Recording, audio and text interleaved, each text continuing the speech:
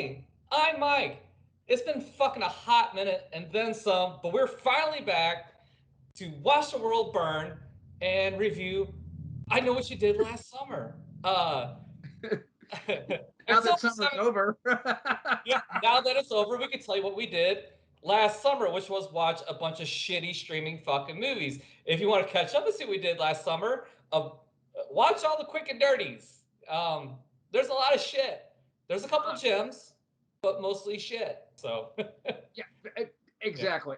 And I mean, here's the other thing: the ratio of meh or just bad movies to actually watchable, fun, good movies was so low. If there's a hidden gem that we missed, let us know. I'm all ears because, as it turns out, all the hype behind all the movies that were supposed to come out last year that got dumped to this year, yeah, nobody missed a fucking thing. I'm Yep. just gonna say it out loud right now. So I Know What You Did Last Summer. Slasher film released October 17th, 1997. Directed by Jim Gillespie. I think that's how you pronounce his name. He also directed Joyride, who has our boy in it, Paul Walker. Oh well, yeah. Yes. Nobody else likes Paul Walker. We like Paul Walker. Um, Written by Kevin Williamson, who also did Scream. And in case you didn't know, this movie came about because Scream was such a great success. Um, this movie Which is stars pretty Jennifer Love Hewitt. obvious. What's that? It's pretty obvious that this was a hey, Scream was really big. What do we got that's kind of like that in the pipeline? Uh, this. But anyways, this thing stars Jennifer Love Hewitt. You've seen her in a ton of shit. Every one of these motherfuckers you know. Sarah Michelle Gellar as Helen, Ryan Phillippe as Barry, and Freddie Prinze Jr. as Ray. The movie is very loosely based on a 1973 novel of the same name by Lois Duncan. I should have, well, if I had time, I would have, well, actually I did. I had all summer to really dig in this movie, but I couldn't be bothered to give two fucks. So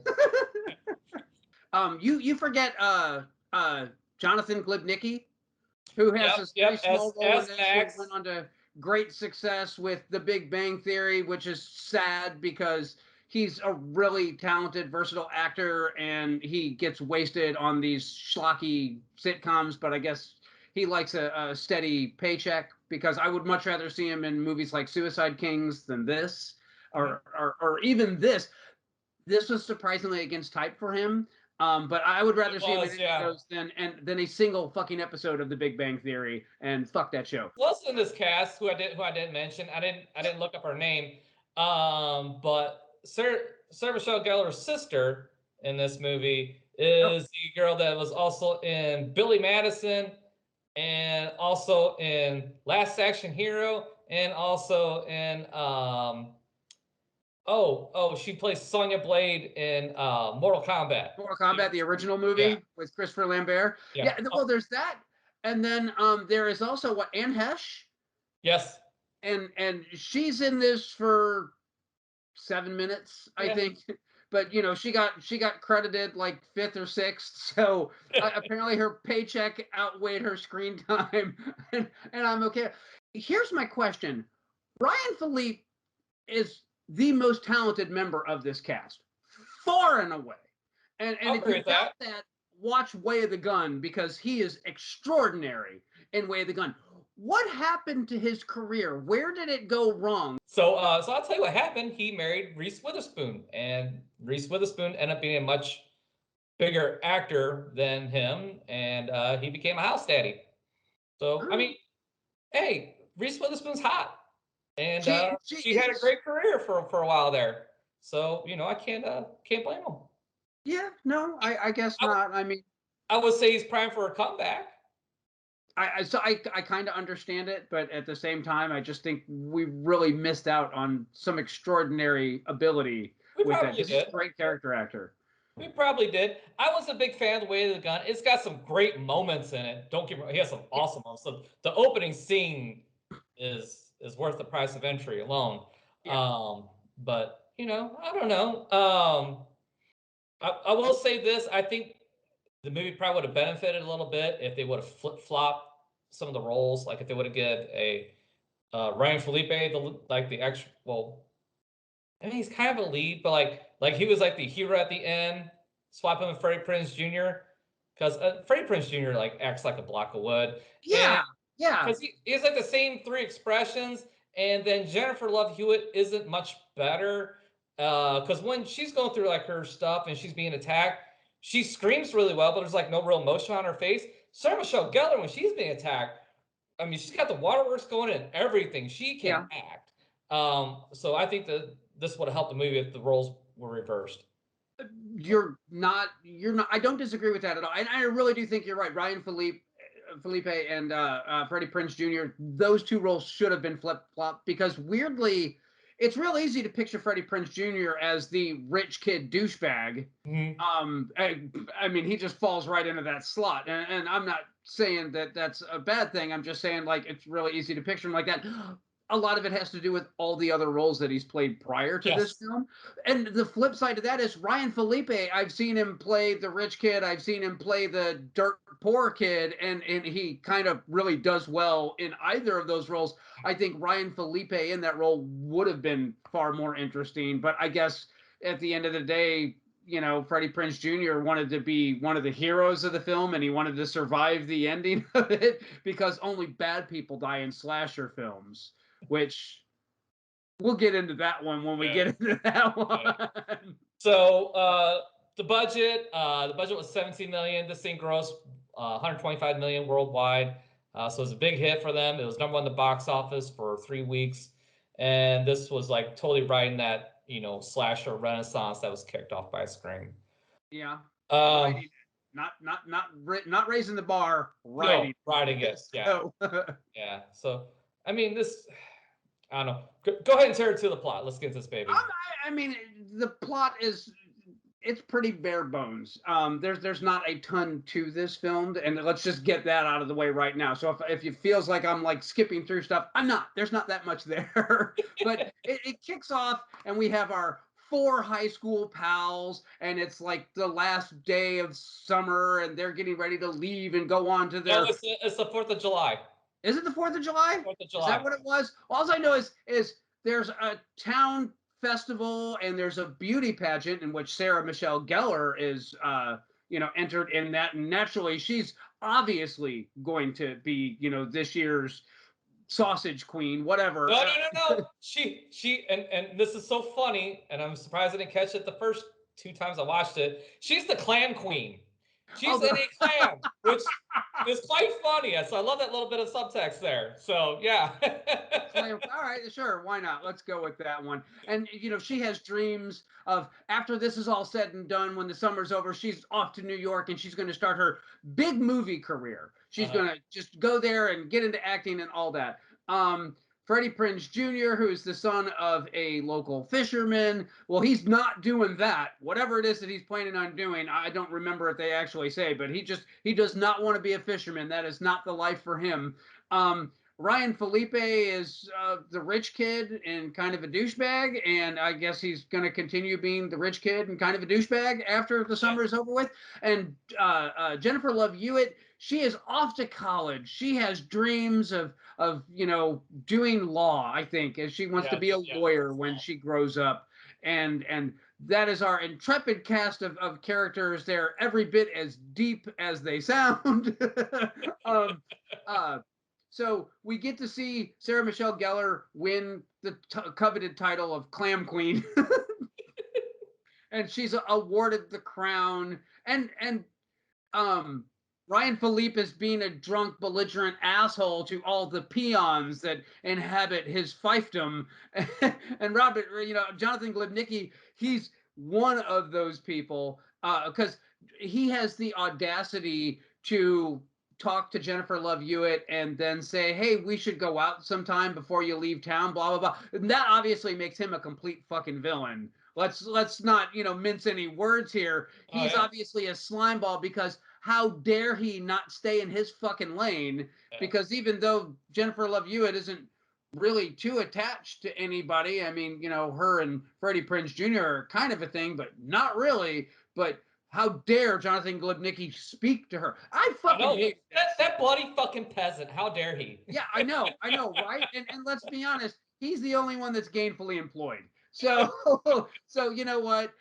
So you got that going on. So they decide to go to the beach, and naturally, there's the hull of a wrecked boat that they decided that's their spot, and they're getting shit faced and talking shit. And Freddie Prinze Jr. and Jennifer Love Hewitt finally decide to make sweet love on the beach after all the time they've spent together. This big emotional moment, this moment when they enter manhood and womanhood respectively.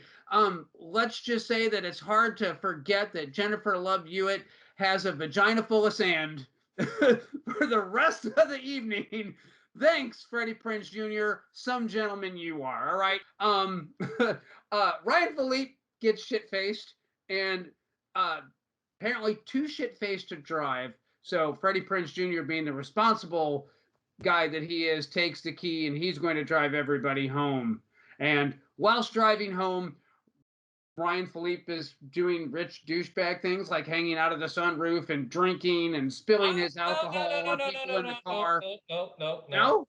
That's not rich douchebag things. Every drunk person that is in high school hangs out the fucking sunroof and gets drunk and does stupid stuff. That's not a rich person thing. I've done that plenty of times myself. Well, here's the thing though. Freddie Prinze Jr. is supposed to be the responsible one, and yet at no point does it occur to him to pull over on the shoulder of the road and put the seatbelt on this asshole. He just keeps driving like it's no big deal, even though alcohol's being spilled on everybody, and he's hanging out the sunroof and like stepping on them. It's like, well, dude, see, again, you're talking like an old adult. You're not thinking like a kid of that age. Well, see, well, here's why I bring this up, because they have their big accident where they hit something while they're driving down the road, and drunk asshole Ryan Phillippe's natural response is, "Oh, my car!" And then they discover that they hit a person, and then you know, they're like, "Oh, you must be dead." So here's the funny thing about this. So they hit the dude, and instead of like either him like flying over the roof of the car or just getting flat ran over like what should have happened, he somehow shot 30 yards down the road, around the corner, no less, away from the car. It's like, how the fuck did that happen? The funny thing is later in the movie, they get what happens actually correct when Ryan Phillippe gets ran over, but we'll get to that. So anyways, based on your relation to the ocean, he's in the side of the road. Everybody starts panicking. What the fuck am I gonna do?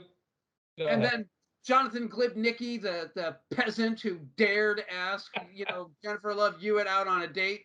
Not even a date, like get a drink, I think is how he phrased it. It was implied as a date. It's a date, don't get me wrong, but at least it's like the non-committal way to ask for a date. It's like, look, we can go as friends, or we can go and wind up getting some hanky-panky action. But Jonathan Glibnicki, he does it correctly. You don't ask somebody out on a date. You say, hey, want to grab a drink sometime, and you go from there. That's all I'm saying. His etiquette was flawless. How dare he ask, the soon-to-be lawyer queen out. But anyway, so Jonathan Glibnicki pulls over, and he sees them, and they fake it like, Ryan Phillippe, who's, drunk, is throwing up over the rail, which is... So basically, they hit this guy with the car, thought he was dead, threw his body over that, and then threw up on him. Let's not forget that. It's not what happened at all. So what happened, the reason I even carried him over to begin with is because John Gedlicki was coming up. That's when they decided to throw him over the fucking side to get him off the road. Yeah. And actually quite clever to act like he's puking over the side, because it tracks. It makes perfect fucking sense. It does. Yes. It does. I'm not denying that it makes sense. It is the perfect cover for what they're doing, but at the same time, it's just kind of, if you think about it, it's just kind of like, wow, that's messed up. So they decide they're going to dispose of the body. So they decide they're going to throw him in the ocean, because once he's in the water for a while, the fish and the crabs and whatnot will have fed on him, and no one will ever know what happened to him. And so we have to have this dumbass thing. They throw him in the water. Oh no, wait! As they're taking him down to the throw him in the water, the guy reaches up and grabs at him. Yeah, and so he's not fucking dead. And he grabs the crown and he falls in the water. And then Sarah Michelle Gellar's like, "Oh, my crown!" Yeah, Ryan Phillippe jives in and grabs the. And here's the other thing too. If you've ever been swimming at night, you can't see underwater. There's no, you open your eyes if I don't know why you would need to, but you can, but you're not going to see anything in the dark underwater. But Ryan Phillippe apparently has some Aquaman vision going on because he swims right to where the dude is and snatches that crown out of his hand and swims it back up to his lady love, Sarah Michelle Gellar. And yeah, that whole sequence right there, it's like, wait, he wasn't dead. Why don't you haul him up and then take him to a hospital? If he was dead, that's one thing. If you killed him with the car in your truck, okay. I'm not saying that it's the right thing to do. I'm saying at least I can explain this. But at this point, we have gone from a vehicular homicide to a flat ass murder at this point. So you're guilty of a very different crime. Yeah. um, Yeah, it could have been manslaughter if they would have called the police right then and there, which they wouldn't have been convicted of manslaughter because he was still fucking alive. It just would have been a fucking accident. Yes, it would have And been. that would have been that. I mean, Yeah. really, I don't know what the criminal repercussions are for hitting a guy crossing the street. I'm sure there's something, but it's something, but it ain't manslaughter and it ain't no. murder. It's I don't think you would have got any time for it. I mean, again, it is an accident. The guy shouldn't have been crossing the fucking road anyway. yeah, So. yeah. And Freddie Prinze Jr. was not intoxicated. Yeah, still sober, and I mean, he still smelled like Jennifer Love Hewitt, but but he had not been drinking. only on the fingers, man. No. They made sweet love. Well, I understand that, but the only place you're gonna smell is on the fingers and on your dick, and cops are gonna smell your dick. Well, yeah, but like Damn. in the humid, hot summer air, smells waft. That's all. that's all I'm saying. In the back of the squad car, it would have smelled like the Clam Here's the Festival. thing. He's a fisherman. He smells like that anyway. So I mean, And the back of the squad car would have smelled like the Clam Festival. That's all I'm saying. So anyway, we skip forward a year. well, hang on a second. Oh, I want to point something out real quick. So after they dump the body in the water, they make the pact that they're going to speak about this again. And Julie, who's Jennifer Love Hewitt, is kind of like, well, yeah, I guess I'll agree to it. And then Barry freaks out and starts choking her. And the whole time he's being choked, Ray's just standing by there like a bitch, watching his friend choke his girlfriend. Anyway. Yeah, no, Freddie Prinze Jr. is a bitch in that scene. I'm just saying, letting another man choke your girl out and you just standing there like an idiot. Yeah, you're an idiot. That's what I got for you. Yeah, and it's no wonder you didn't get fucking dumped like immediately afterwards. Yeah. Well, we skip forward a year, and Jennifer Love Hewitt is at college, but she's haggard and she can barely get her hair to bounce and behave, and she can't be bothered. Like, this isn't typical college freshman behavior where they just quit grooming because fuck it, they're at school and they're doing nothing but studying. No, Jennifer Love Hewitt apparently has turned full skank, and Freddie Prinze Jr. has embraced his destiny of becoming a fisherman, and Sarah Michelle Gellar, well, she went to New York, but it didn't work out, and so she came back, and she now works the fragrance counter at the local store that her sister got. How completely fucking worthless are you? Your job is to wait for people to walk by and assault them with shit that they don't want to smell like. But apparently Sarah Michelle Gellar, she's qualified for that one, but she had to get an in because it's such a highly competitive market to douse people with fragrances.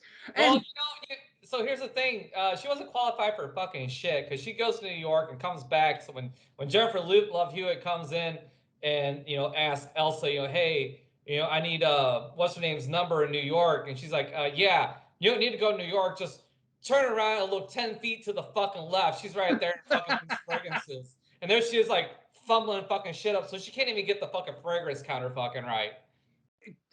Well, I'm just going to say that she was just so startled to see Jennifer Love Hewitt and the state of her hair that she was frightened and she knocked them over. It was a spontaneous reaction. That was left on the editing room floor. But that's my theory and I'm sticking to it. And then Ryan Phillippe has just gone on to be drunk rich douche. He's just really he's really cocooned himself in it. He has embraced his destiny, and he has decided that liver sclerosis is not too high price to pay for a life of leisure. So, There was one kind of clever thing, and I'm sure it was intentional.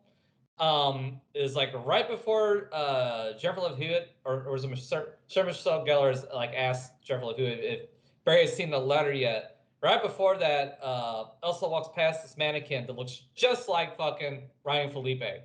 It's got the white curly hair and everything, so it's like a little bit of foreshadowing.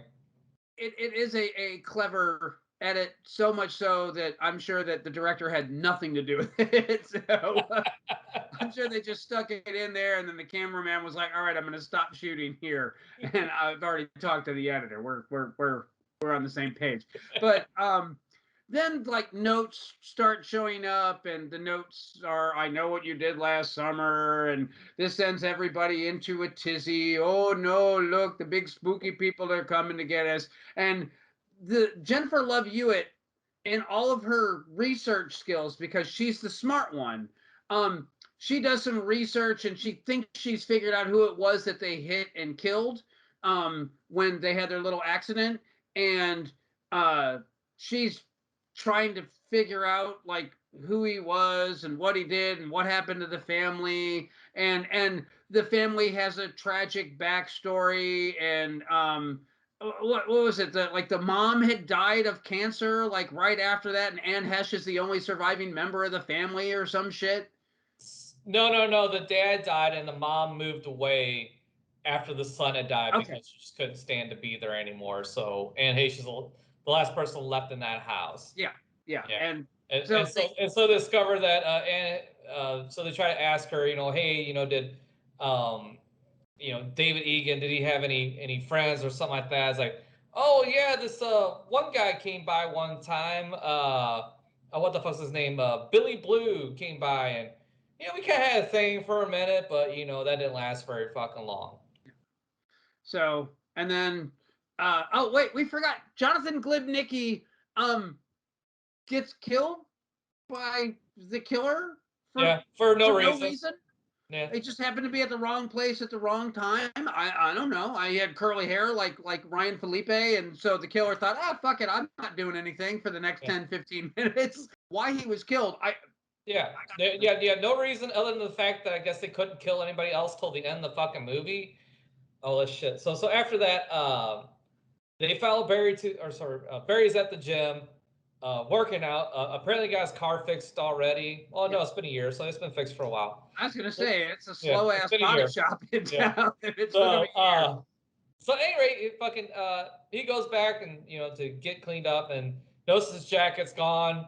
Then he goes outside, and then somebody's stealing his car. And so he chases after the car. The car stops and goes into drive, and then chases Ryan Phillippe and runs him over. And that was a legit accident. That's how that should look proper. And here's the really stupid thing. This is like the biggest sin of the movie for me is he gets ran over. He falls off. The killer's standing there right over him, ready to kill him. And then it fades. It dissolves, and then he wakes up in the fucking hospital. It's like, why are you not fucking dead? What? That doesn't make any sense. You should have died right then and there. Yeah. What were you thinking? Whoever wrote the script or directed it or whatever, what was your thought process of keeping him alive? Well, Ryan Phillippe is a big star, and we can't start bumping off our stars not this early. And that was the driving force. It was strictly we have to have pretty faces on the screen.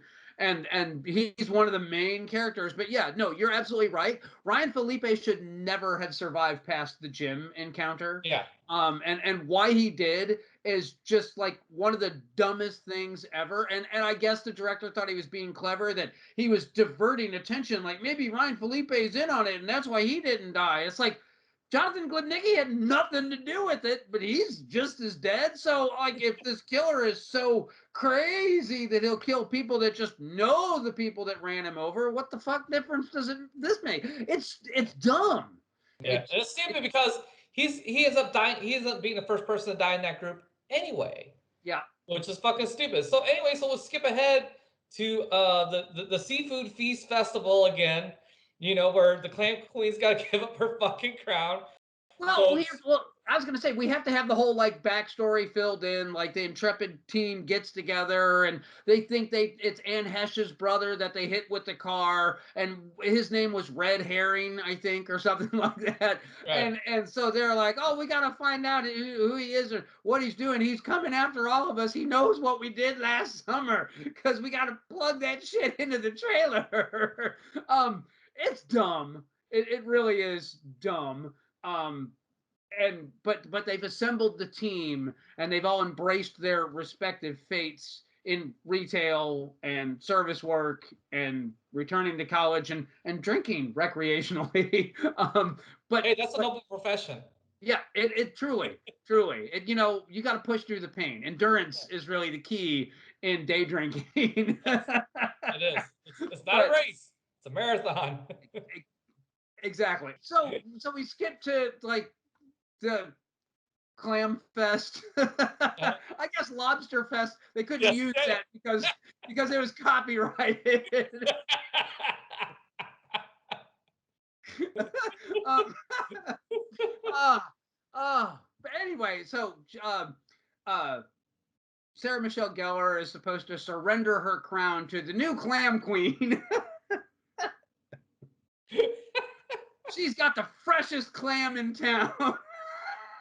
Yes, she Ah, does. Yes, she does. And she was singing some fucking some Fame, which is oh, kind of funny because Sarah Michelle Gellar was supposed to go to New York and achieve fame, and that never happened. So there's a nice little bit of I gotta ask a subtext. question. Wasn't the girl that wins the second year actually a contestant in the first year? I don't know. So we got that, and then Sarah Michelle Gellar is like, "Oh, Ryan Phillippe, watch me from the balcony. Make sure that the big evil, you know, what Gordon's Mrs. Paul's Fisherman. husband, yeah, the Gordon's fisherman. Make sure he doesn't come and get me because he's spooky." And Sarah Michelle Gellar is apparently the only person that can see up above the stage where the spotlights are, which I'm sorry, but you ain't gonna see shit if there's a spotlight shining on your face. But apparently she has special light vision, which is why her and Ryan Phillippe, why they get along so well. They can both see where the other can't, and they're just more than mere mortals. Netflix will be doing an original series called Vision, and, and it's all about people that can see underwater and see when lights are being shined in their eyes. It's going to be spectacular. Anyway, she sees Ryan Phillippe get hooked, and which I guess is a really bad pun on the part of the screenwriters. And she freaks out on stage, and the cops go up to investigate, but naturally, just because Ryan Phillippe had a hook jammed through his body multiple times doesn't mean that there's going to be any blood. Right. And so naturally, Sarah Michelle Gellar, she's crazy because there's no proof that she saw anything. But sure, why not? What the fuck? Yeah. It's like it matters at this fucking point. So No. she goes running out of the theater and into the back alley because the Gordon's fisherman is chasing her down. Hang on, And no, you're skipping way ahead of shit. like it matters. Well, it does it, but if we're gonna kind of do this, kind of Oh, I'm half-ass sorry. do Go it, ahead. right? Fill them So in. after the theater death, uh, um, the cop decides he's gonna take her home. So there's a barricade out in the fucking street, which I don't know why the cop couldn't just move the fucking barricade and proceed, but he's obeying the law, so he's gonna turn down the fucking alley instead. And Gordon's fisherman is there. He's got his sample set up, ready. He's got some fish sticks. He's got some fucking popcorn, fucking shrimp, ready to hand out. He's laid that shit out like an admiral's feast. Yes. So, Anyway. he's got the lemon. He's got the sauces. Oh He's yeah. good to go. Yeah, he is. It's a nice spread. It's a nice spread. Out of the back of his pickup truck, too, no less. So, anyways, so he pretends like he's broke down. Cop gets out. Cop eats it. Sarah Michelle Gellar gets away and runs to the store where her sister's at. And so poor Elsa, she dies because of Sarah Michelle Gellar. Yeah. And then Sarah Michelle gets away out of the store. Actually, before I even step past that, that's one of the best scares is when they're in the store and like all the mannequins are covered up with the plastic, and Yeah, then you yeah. see the black shape, and of course it's the Gordon's fisherman, but Yeah. it's still a good jump scare. It's It works. effective. No, you're right. It is effective. You don't expect it. It's the way a jump scare should be done. If you have to Yes. do a big musical build up and then a big bomb when it happens, Yeah. you failed. Yeah. So that's one thing I'll say about this film is that jump scare, it was effective. It did get me. I'm not proud. I'll say it. So you know, um, but so then we have the whole alley and the Yes. parade, Mhm. and the parade is bullshit because Sarah Michelle Gellar is getting stabbed to death in the alley, and the parade is marching by, and apparently if you're in a parade you're not allowed to look left or right ever, because nobody notices last year's Clam Queen, as we like to call in the biz, old news. Because we have a fresh new Clam Queen now, and Yeah. she's a failed actress anyway, so fuck her. Small fishing towns in Maine are filled with failed actresses, apparently. South Carolina. I'm sorry, Oh, North Carolina is where it's wherever. at. And Like it matters. the only reason I know that is I bothered to look at the license plate on the car. Oh, oh, so you watched it in 4K. So anyway, she's dead, and that's that. And then shit, I don't even remember. It's like so dumb at this point that I'm kind of like half. Well, So what happens after Sarah Michelle Gellar bites it? I know they so wind up after on a. that, so Julie goes to the docks and to find Ray, and so Ray's like, "Well, here, come on the boat. We'll call for help or do whatever." Yeah. And right as she's about ready to get on the boat, she sees on the side of the boat it says Billy Blue. So she's like, Oh, "Oh, you're the killer!" I thought it said Oh. Mrs. Paul's. So So anyway, so she thinks, Ray's the killer. She runs into the actual killer, who knocks out Ray, and is like, "Come on, child, come with me, and we'll call for help on my boat." And they get on her boat and they take off, and and that's when if we you have pay the. attention, the name of that boat is the Dead Meat 01. So Oh, you can do better than that. I could. You're right. You're right. If you pay attention, the name of that boat is the You're Fucked. So the SS Fishbait, Clam Jammers. Captain Stabbing. Jennifer Love Hewitt. This is like one of those scenes that demonstrates how fucking stupid her character is. Because if she remembers correctly, Freddie Prinze Jr. was the one driving the car. So why would he be killing the people that were in the car with him? Like, does he got some big lucrative deal where he'll get to captain his own fishing boat, but only if nobody can say he's never Yeah. killed anybody? So anyway, it all devolves into a big standoff between Jennifer Love Hewitt and Freddie Prinze Jr. and Captain Stabbin, and they managed to. Thank God Freddie Prinze Jr. actually embraced his career as a fisherman because he knew exactly which line to pull that would snatch the killer's hand just as he was about to plunge his fishing hook into Jennifer Love Hewitt. And as he was hoisted up into the air, and then his hand gets cleaved off, and he falls into the ocean because that worked so well last time. He must be dead, and then we like cut from there to Jennifer Love Hewitt is at college, and she's in the college showers, and it's all steamy, and Freddie Prinze Jr. and her have hooked back up again because as much as Freddie Prinze Jr. loves the smell of a good clam, she loves the smell of a dead fish. And so it's like magic. It's like working in a Red Lobster kitchen when they make love because you have the heat and the fish and the clams. And then she gets out of the shower, and we have the title of the inevitable sequel, I Still Know What You Did Last Summer, written by the Gordon's fisherman's one remaining good finger on his one remaining good hand. So and then we slap to black credits, and then we have hush hush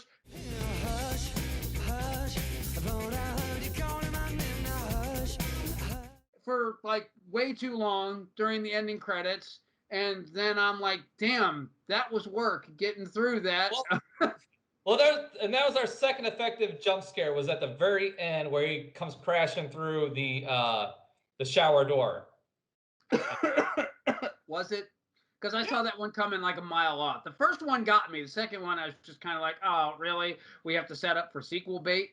So, Well, of course you got set for sequel bait. So this, for me, the biggest sin in this movie is the fucking script. The script's is just fucking awful. It's so fucking stupid. The story is just terrible.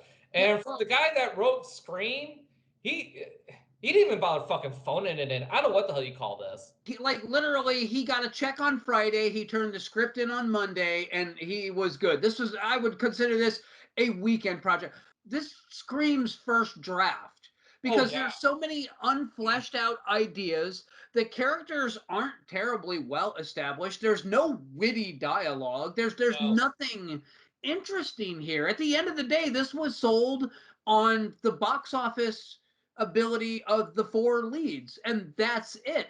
At the end of the day, if you stop and you think about it, like the heroes of the movie, they're all shitty people. they There's are. no one here to Yes, root for. no. Jennifer Love Hewitt and Freddie Prinze Jr. are more responsible for that guy getting hit by the car than Ryan Phillippe and Sarah Michelle Gellar. But Ryan Phillippe and Sarah Michelle Gellar are the two that are dead at the end Yeah, of it. And yeah, that's the other sin of this movie, is that it is really trying to make sure that they're on screen as long as possible, rather than killing them when it would be appropriate yep. to kill them. I mean, Scream killed Drew Barrymore in the first 5 minutes. They didn't give no shits. This movie needed that. This one of them should have been killed. Actually, all of them but one should have been killed. If you want to Yeah. get down to it, Jennifer Love Hewitt should have, survived just barely, and Freddie Prinze Jr. should be on the bottom of the ocean with the Gordon's fishermen. Yeah. But for some And reason, that's it. And that's the other thing too. Like, Jennifer Love Hewitt doesn't get a fucking scratch on her. no, no, nothing. No, no, Nope. she gets away completely unscathed. And Freddie Prinze Jr., the only scratch that he got was when she thought he was the killer and they beat his ass. So, No, he got his ass handed to him by Captain Stabbing. well, Yeah, I still, mean he did get knocked off the boat and had to climb the fuck back in the motherfucker. just So why was this movie such a fucking hit? Was the movie landscape just that big of a desert at this time, and people just wanted any fucking horror movie? Because this movie does not deserve to be number one at the box office no, ever. yeah, It's and again, the production's fine. There's absolutely nothing wrong with the production. There's nothing wrong with the cinematography. Everything really about this movie is good except for the script and yeah, the story. yeah. If The script is shit. the script is absolute fucking dog shit. And So really that's the harshest criticisms I can lay on this movie is just that, and just the fucking like the just the bullshit that fucking happens that makes zero fucking sense. Like, how does he get a fucking bite in the car with a bunch of fucking seafood, and then fucking 2 minutes later it's gone and the thing's perfectly fucking clean? No. How does fucking Ryan Phillippe's body get? How does it get murdered right next to the fucking light operator, and nobody see it, and walk yeah. out the body and nobody fucking see it? It's just so many fucking contrivances in Well, this even fucking beyond movie. that, if you're ever being chased by someone in a fucking car, don't run down the middle of the fucking road. Go over by where the buildings are. Well, he You know, did that. He because that got fucking car ran can over only fit so anyway. many places. So No, he did that. He got ran over anyway. So I'm that just was saying. effective. That was fine. The bullshit part about that is that he didn't die right there. Yeah, yeah. So apparently that car, it should have been lethal because we've seen that car kill before. So at the end of the Well, day, no, it's no, really, no, he didn't. No, he didn't. He lifted that one too. So if you want to murder motherfuckers with the car, don't drive a BMW. It does not yeah. kill. It's not effective. Get yourself a 50-somethings fucking oh god damn it, Plymouth, and you'll kill motherfuckers all day long. It'll even do it for you. A 1957 Plymouth Fury will get the Yes. fucking job done. Every fucking day of the week. So, but can you explain, like, what's your theory why this movie was a hit? It came off the success of Scream, and it had four hot up and coming actors. And that's it? Yeah. Yeah. Because, I mean, at least What else Scream is is there? smart and witty and funny, and it's got like all the makings of a solid film. This, it doesn't hold up. This movie does. No. It has aged terribly, and you're absolutely right. The production, it's all there. But see, here's the thing, and I'm beginning to And here's notice the other this. thing too. Again, this was written by the same person that wrote Scream. Yeah. Same So guy. What happened? bad source material, maybe. I don't know. Studio horror tends to be trend driven, star driven, and budget driven, and it's almost always watered down, and that's why you get all this PG-13 shit, because A24 says here's $10 million, and if it doesn't come back R, we're gonna make it an R, and they don't give a fuck because their whole studio is powered by small budgets that have big returns, because when it lands really big. But hey, guess what? Instead of spending $100 million on one movie that is, got to be a tent pole that they have to then spend $100 million to market, they make a $10 million movie and they make 10 of them. And if just one of them hits, they're gold. And I love you, A24, and I love you, Blumhouse. Keep doing what you're doing, because fuck, I know what you did last summer. Well, again, I know what you did last summer, brought in bank. So it wasn't a failure by any stretch. It was successful, extremely successful. So I mean that again, the failure is just the writer got fucking lazy, Yeah. and then the studio's like, well, who fucking cares? It still brought in fucking what, 6 times its fucking budget. Yeah. Yeah. So no, I mean, I get it from a business standpoint. I get it, but I hate horror films like this. One of the reasons why a lot of these types of films, people give me that. Well, you love movies. You've never seen this. It's like, no, I haven't, and here's why I haven't. Because I know that it's schlock before the first frame of film is rolled. I know that it's going to be garbage because it is studio mandated garbage. It is we need a hit garbage, and I hate that shit. I'm just trying to think, like, it's hard to analyze this film because there's not a lot to talk about, because it really is just such a product of its time, and it was intended to be disposable, and it is. um where the really great horror films are classics, this is not one of them. So And that's the sad thing. Everything was there. It was yeah, all there. They could have made it a semi-respectable franchise like Scream, yeah, um, but they got lazy. pretty much, You pretty know, much. because even Scream 2 is pretty decent. Scream 3 sucked, but I actually enjoy Scream 4. Yeah, Yeah, yeah. I mean, it's like, Freddy Krueger's first film is a horror classic, and it's genuinely scary and really freaky. And oh, hey, look, Johnny Depp. But then, you get into the later ones, and it just became camp. For me, it's there. It's a time capsule, and it's a time capsule that really demonstrates marquee value and laziness. and, yeah, and that's yeah, the best I can do for you on this one. yeah. But I mean, this just tracks for movies in the past 20 something years anyway. It's just terrible fucking scripts. Everything else is there. The production's there. The acting talent's there. The cinematography is all there. Everything's there. Nobody wants to spend any time fucking on the script and write a good, competent fucking script and story. Yeah. I've been Well, preaching this for the last fucking summer. Has been fucking every time we review a fucking shitty movie that screamed, "Hey, here's an example of a shitty fucking script," and here it is a fucking again. I mean, I guess I'll just this is just me now for every fucking YouTube video we do until we find one that has a decent fucking script. Is well, here it is, great. Everything else is solid except for the script fucking sucks dick. yeah, yeah. Well, here's the thing, though. I mean, if you're making a movie, it's easy to get production value, because that just requires investment. If you have Yeah. the money, you can get the talent, you can get the look, you can get the cinematography, you can get all of that. But if you don't start with a decent script, what the fuck is the Yeah. point? Because a So, decent script will save a shitty production, and yes. sometimes won't save shitty acting. Good directing helps save that, but if it's a good story, it'll help you get past some of the shitty acting. Yeah, well, I was gonna say like Clerks. The original Clerks is a spectacular script, but it has bad acting, bad production values.